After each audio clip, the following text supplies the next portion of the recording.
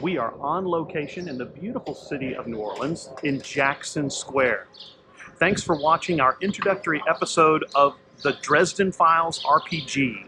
Sometimes things aren't so easy in the big easy.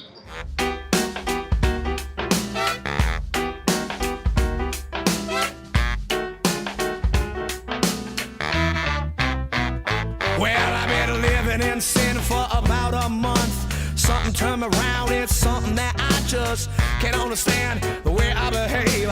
Some people you can never save. In my right hand, got a girl on my ear, and on my left hand, throwing back a beer. What can I say, amigo? So the Dresden Files RPG has a very simple system that's based on the fate system. And the mechanic is pretty simple. You're given 4 fate dice. And those fate dice have 2 pluses on them, 2 minuses on them, and then 2 blank sides. And you always roll 4 fate dice and add it to whatever skill or stat of something you're trying to accomplish. Now, stats range from either 0 to about +5 in our game, though they can go higher. And you just basically roll the 4 dice. A plus means a +1, a minus means a -1, and a blank means, of course, nothing. You add your total to your stat, and then you have a target number that the GM knows, and he will tell you whether you succeeded or didn't. Make me a, let's see, make me a lore check. I think that's a really good one for you. All right. Phasmophobia has prepared you for this. Ooh, that is a +7. Wow.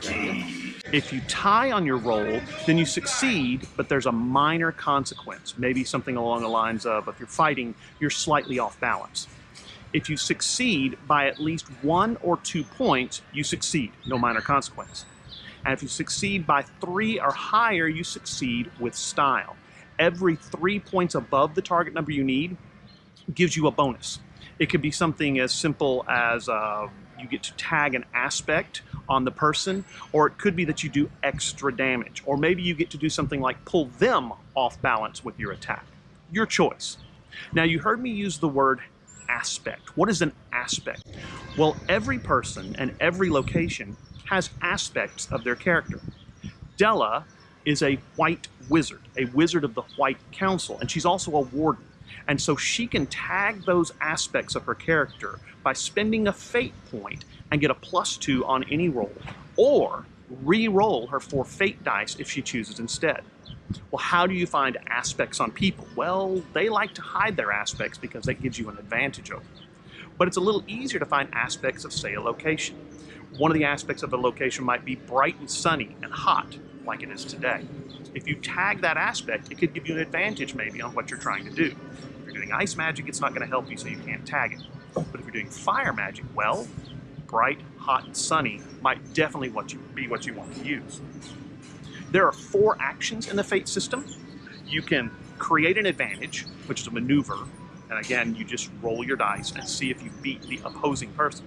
You can attack, you can defend, and you can seek to overcome something. Maybe there's a door that's locked, so you want to overcome by rolling higher than the target number that the game master has set for the door. So that's how the fate system works. Pretty simple. Roll 4 dice, add your skill to it, and see if you beat a target number. If you didn't, sometimes you can tag an aspect by spending a fate point, and that'll give you the bonus that you need to be successful. Well, I've been living in sin. Hi, let's talk about Della. Della was born in New Orleans and raised in the 9th Ward. She grew up in the city and has 1 sister. However, they chose very, very different paths. Della decided to join the White Council and eventually become the warden of the city of New Orleans. Her specialties of magic are ice, wind, and spirit, and she uses her magic to investigate a lot of the things that are going around the city. Her sister, on the other hand, chose a path that took her to eventually become the kingpin who is in charge of organized crime in the city. She has a childhood friend named Terrence who was recently killed, and she's doing everything in her power to find out who killed him and to bring the perpetrator to justice. She also has one of the last swords made by Anastasia Lucio before she lost her ability to make the swords. It's hidden in her umbrella. About a month, something turned me around, it's something that I just... So, Volt Kruger. You're probably wondering who this guy, the dragon is. And he is the first son of Ferrovax, the first dragon born in a long time. Now, we all know that dragons can shape change, and so Volt is basically the son of a mortal woman and a dragon. And he is named after the character from the game The Bouncer, Volt Kruger.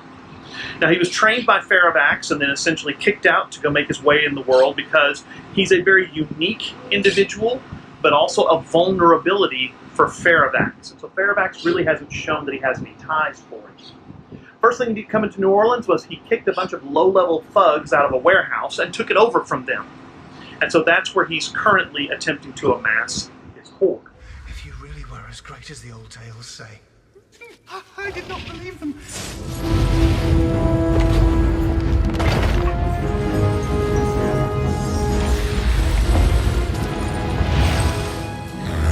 Do you now? Truly.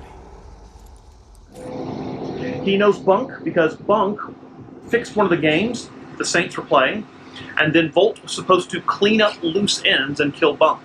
But he realized having a magically active friend was probably a better asset than killing Bunk was. He also has been hired to kill Terrence, and he did. But Della doesn't know that yet. Can't understand the way I behave. Some people you can't. So how about the character Miranda Gagnon? Miranda is a bit of a tragic character who has risen from pretty humble beginnings and through difficult times. She's a recovering alcoholic, and she has lost lots of friends along the way to different addictions and problems. Her good friend Reggie's a good example. She carries Reggie's rosary with her as a memory to the friends that she's lost. She's also a bit of a street preacher and definitely watches out for the homeless population in New Orleans. She works in a soup kitchen and basically tries to take care of those people who may be going through or have gone through the same problems she went through. She's also a Knight of the Cross, and she bears one of the swords of the cross. Hers is the one that's normally borne by Sonia. Let's see if I can say this right. Esperacius. She's dealt with things like demon possession. She's protected White Court vampires from their inheritance so that they can live normal lives. And she's protected paranetters and other practitioners from the predations of some of the vampires and bigger predators in the city. You can see I'm standing outside the St. Louis Cathedral, which is kind of her base of operations because she works very closely with the Catholic Church.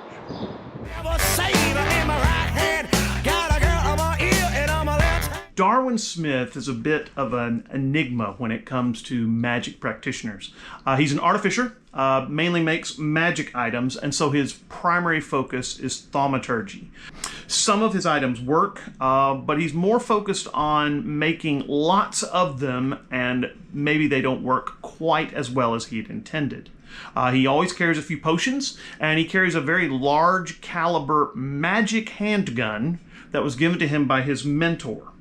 Darwin lives in the Garden District, in a small shotgun house, and if you kind of look around me, we are in the Garden District in a shotgun house that my friend Brad owns. So there you go, that's Darwin Smith. So, Bunk, no last name. Bunk lives at the NOLA Art House, which is the building behind me. You can see it's seen better days, unfortunately. He's a musician, trombone player to be precise, but he's also a practitioner of evocation magic.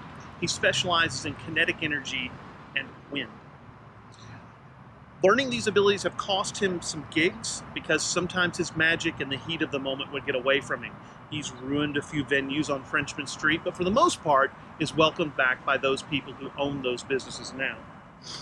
He met Volt because he helped fix a Saints football game, and Volt was supposed to clean him up as a loose end. That's code for killing.